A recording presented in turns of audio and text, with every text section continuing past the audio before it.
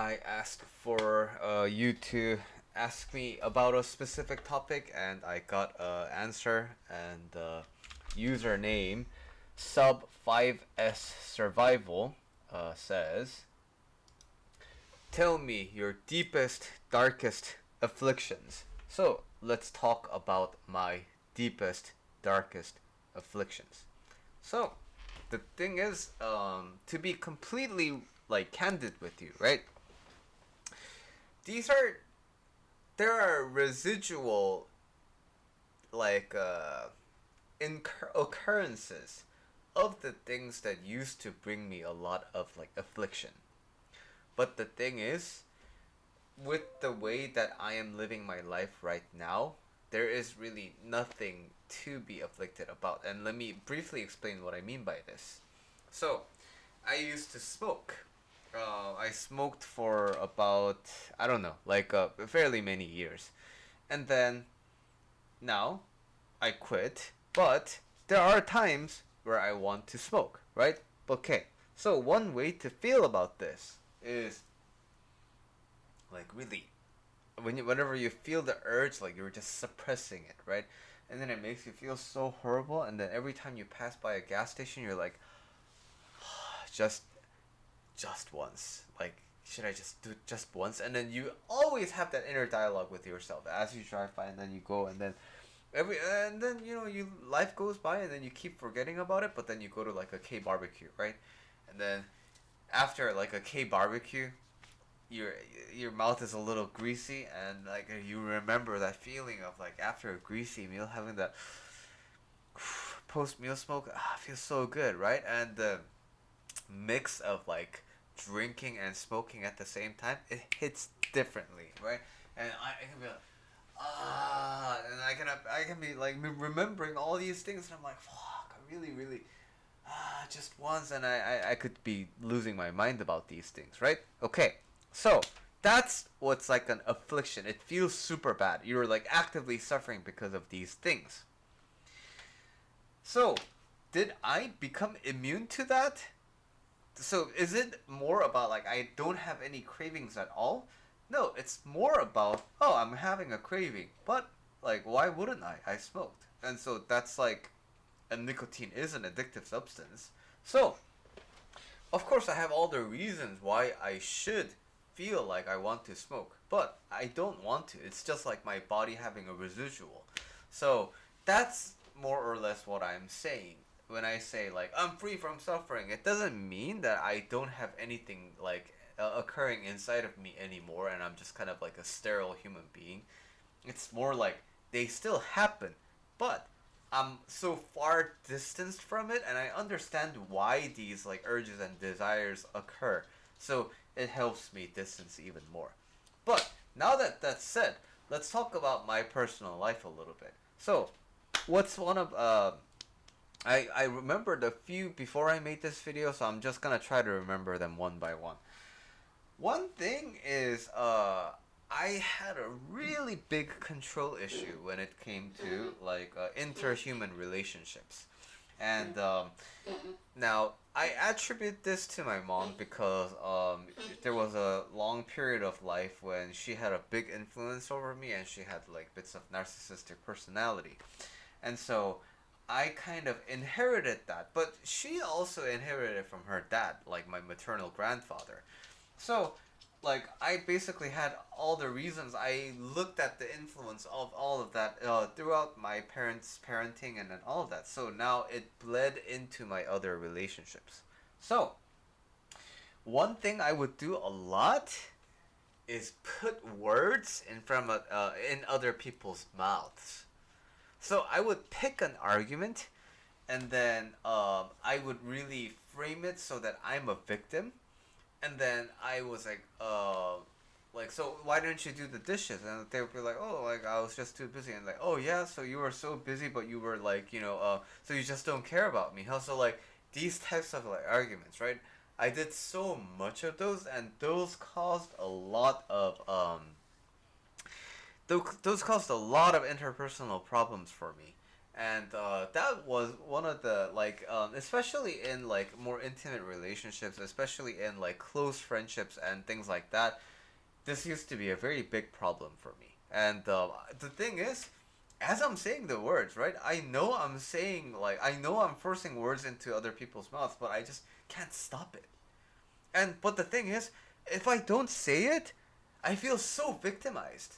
And I'm like, how can they not know that they are like really like causing me so much harm because of their selfish actions and things like that?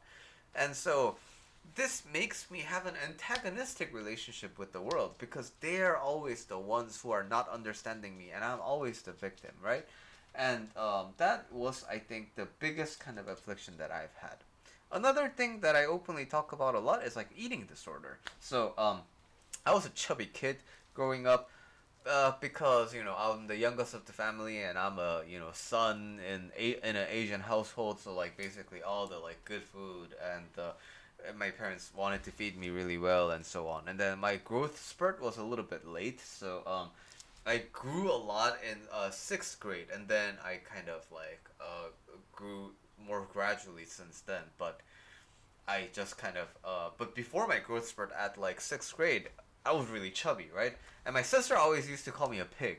And but it's okay. Like it's just like now that I look about it, it's just sibling banter, right? Of course, it's you have a chubby one, relatively chubby one, you're gonna call them pigs. But anyway, um, so this idea of being obese, right? Every time I did like a like every year in every class there's a mandatory health evaluation for all the kids in Korea, and every year I would be in the obese category. And so I remember going to school in sixth grade and then getting the results back, and then you're like, oh, Billy or Hyunjin at the time, you're not obese anymore. I'm like, what? What? It's because throughout my entire life I've never been not obese. So that like me being a fat guy was always in the back of my like mind, right? And then puberty came, and then I tried to establish myself, and then wanted to kind of like be my own person and blah blah blah. But it really hit in college, right? I was going through some tough times in college because of like seasonal affective disorder, like comparing myself with other people, and typical college shit. And then I gained a lot of weight, and then it hit me with like full force, right? Like when I looked at the mirror, I saw this like bloated face, and like every part of my body felt so like big and fat. And so I started like this really extreme diet. In Korean, it's called like Swedish diet.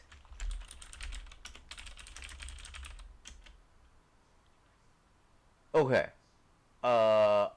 It's like it's is it Norwegian diet?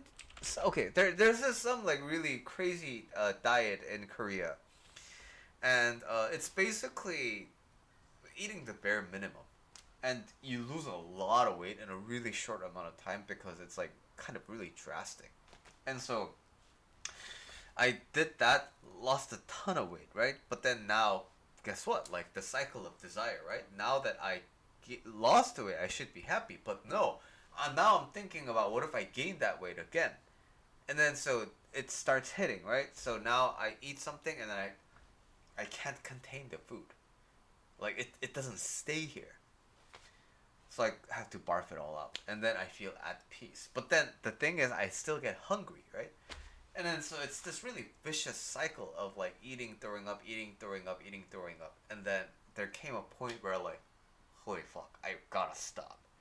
Cause not because of like my psychology changed at the time, but like I had really bad eczema, and so my eczema was so bad. In fact, I have a video about my eczema experience in my YouTube channel, but like now it's like pretty much non-existent. You can't even tell that I have eczema, but man, it was really bad. Like every crease, every little like crease in my like behind the ear, and like all over my forehead and all over here, like the all it and all the like below the wrist and behind the knee, it was itchy as hell, and it was like oozing always, all this like pus, right?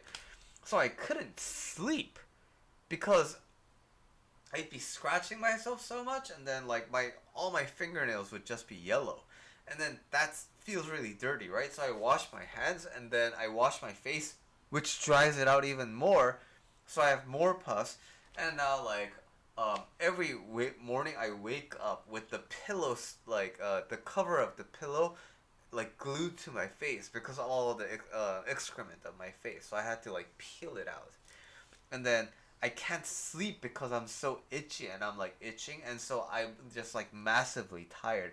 And on top of that, having an eating disorder, not a fun mix.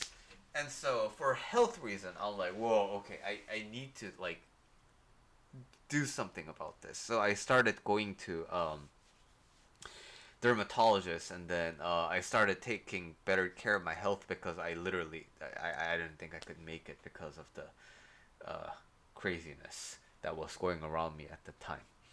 And then I think aside from that, my biggest affliction was,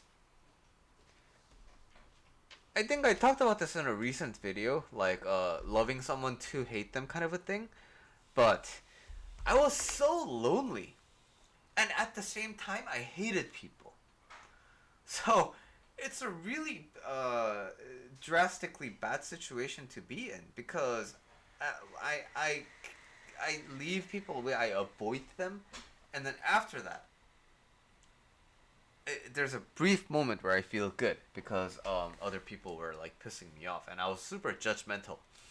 And then I get really lonely, and I'm like, fuck.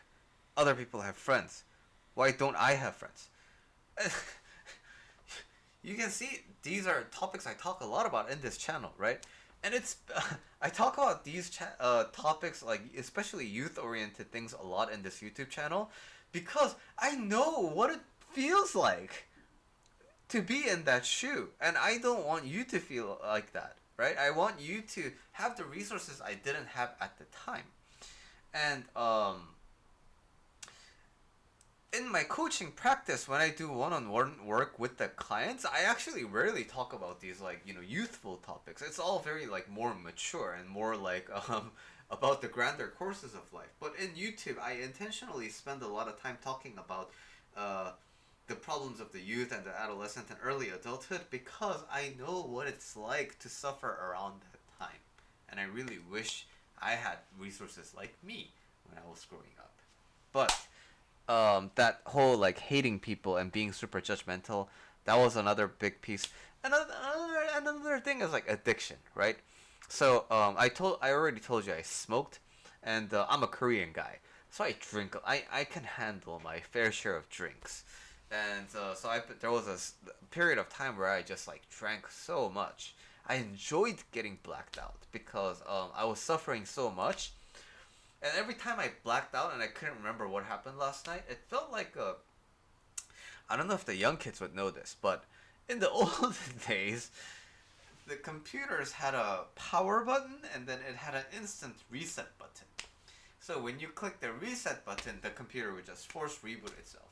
And so it would feel like I pressed the reset button, and then now my RAM is all cleared, and then it felt like I just defragmented my hard drive. Another thing that youngsters probably don't even understand what the fuck that is. But anyway, uh, another really like a big addiction I had was around collecting, and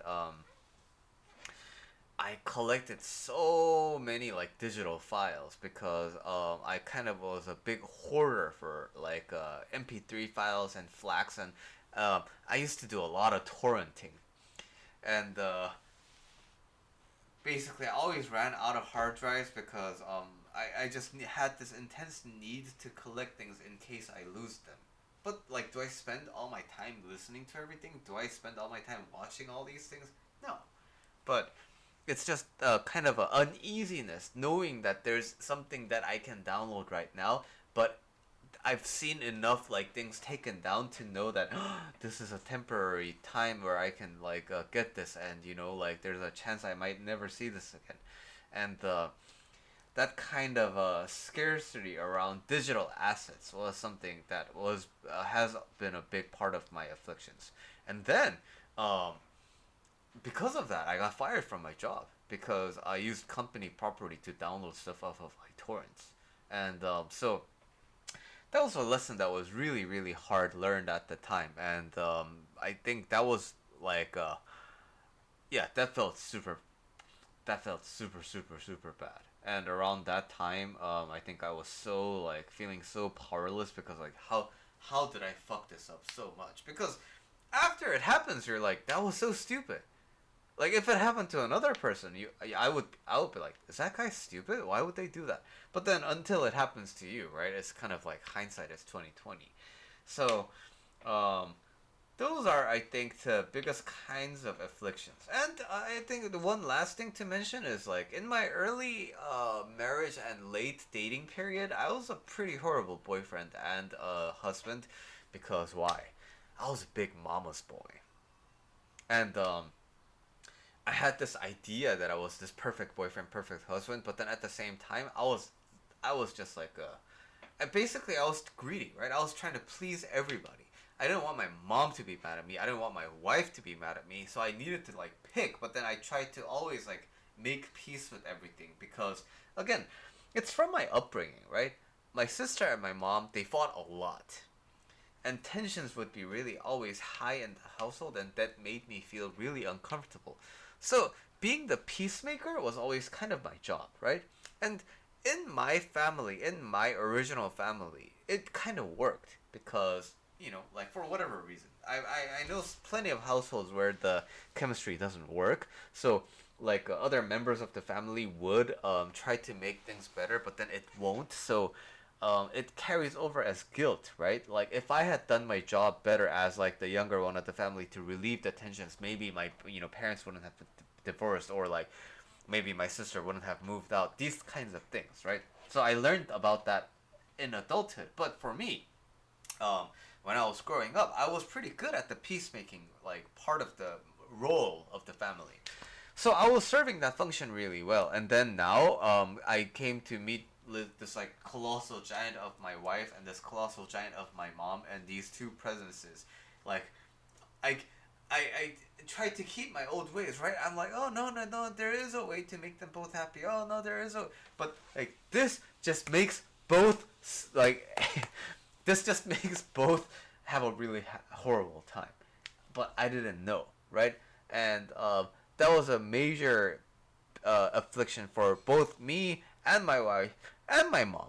And basically, it was the first few years of marriage was really nice, but at the same time, it was really rough because again of my shortcomings, because of my deep dark afflictions. And the reason why I wanted to make this video and talk about leave everything out in the open is that number one, it's not a big deal, and in the long run, right? You may be going through these afflictions, right? But when you look at the span of your life, your span of your entire life, it's really not a big deal. So there's a big difference between going through it without knowing that there's a way out, without even having entertained the possibility that this may be a temporary thing, versus somebody at least telling you, hey, this might be a phase. Hey, like there may be a way out of it. Because then you get to rely on that potential to help you troubleshoot. What if there is a way out, right?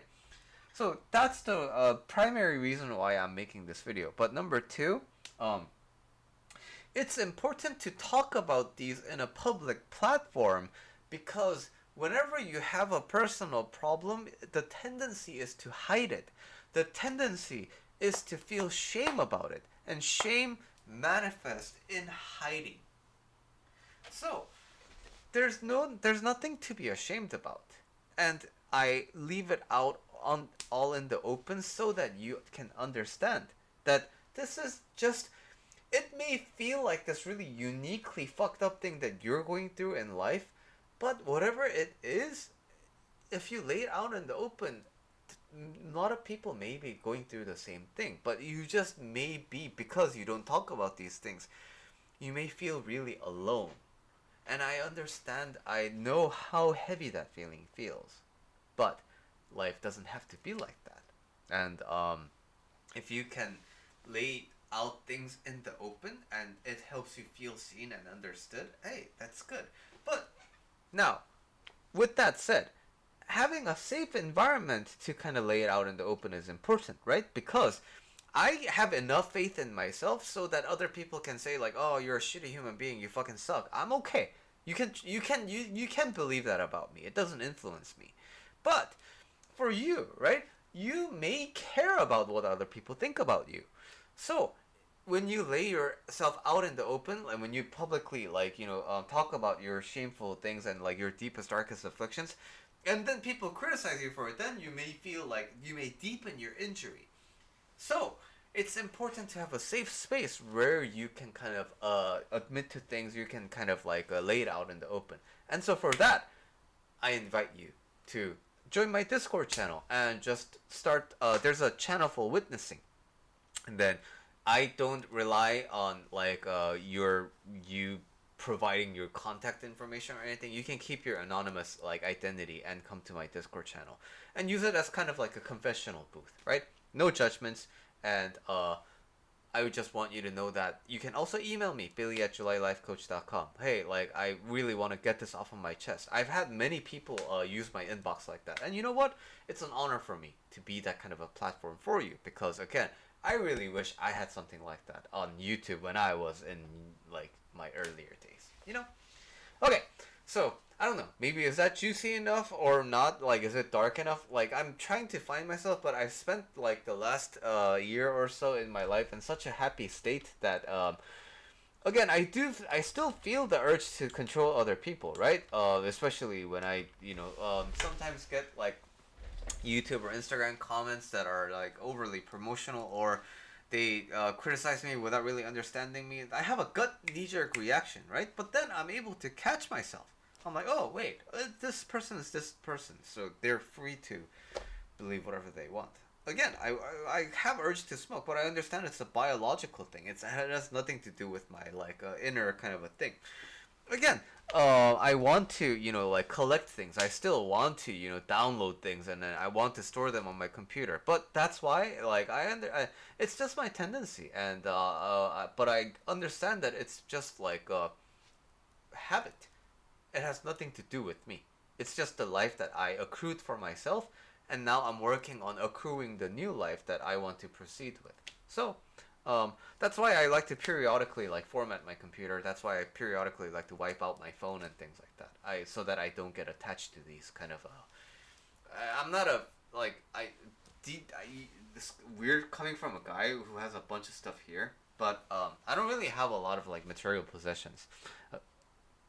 Again, weird coming from the guy who has a wide collection of this, and but digital, it's a different story, and I always feel that urge to store things, but I always like to let them go, because I can always either find them or I can just reminisce that hey, it was a seasonal thing, and that's okay. The McDonald's Happy Meal of the late '90s that featured no, this was Burger King. Burger King. It had a hand toy for the feature film of Disney, Hunchback of Notre Dame, and I can't have that anymore, right? Hey, but it's okay. I experienced it once with my sister, and I cherish the memory, so it's okay.